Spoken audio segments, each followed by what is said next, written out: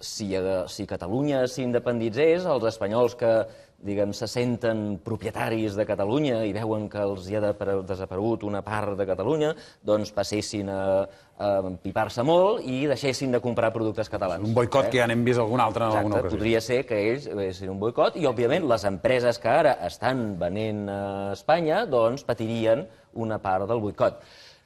Deixeu-me dir dues coses aquí. Una és que no és tan fàcil fer boicots. Els espanyols compren cava no perquè s'estimin molt els catalans. Es compren cava perquè no tenen pebrots de comprar xampany a 50 euros l'ampolla. I això ja ho va passar l'any 2006, recordeu el boicot contra el Carod Rovira, tots allò, oh, boicot, boicot, boicot. De seguida tots van començar a comprar Moet Chandon per a putear a los catalanes. Van durar 4 dies, perquè es van donar compte que el Moet Chandon no era molt car. Poden comprar Pinky, també, que és més barat. Poden comprar Pinky, fins i tot van desenvolupar algun cava per Salamanca i no sé què. Però el que és interessant per veure és com va reaccionar la indústria del cava. La indústria del cava, òbviament, no es va quedar amb les mans, diguem, sense fer res. No van tirar el cava a les escombraries. Què van fer? Es van buscar la vida i van anar a l'estranger. Se'n van anar a l'estranger, van intentar exportar, van anar als Estats Units, es van buscar la vida. De manera que, després de fer el numeret i veure que el xampany sortia massa car, els espanyols van tornar a comprar cava i un cop van tornar, què va passar? Doncs que els catalans tenien 2 mercats, l'estranger i l'espanyol.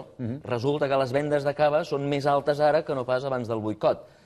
És a dir, que un boicot faria que moltes empreses catalanes es vegin obligades a internacionalitzar-se i quan els espanyols, que ja els hi passarà la ràbia, segur que els hi passarà la ràbia al cap d'uns anys, doncs, escolta'm, ja tornaran, de moment intentaran no venir a les costes catalanes, s'apilotaran tots a la Costa del Sol, tots un sobre l'altre, i quan vegin que estan fent el préssec, doncs tornaran aquí i ja està, i els acollirem com a bons amics i al final seran els nostres millors amics. Els millors amics dels nord-americans són els anglesos.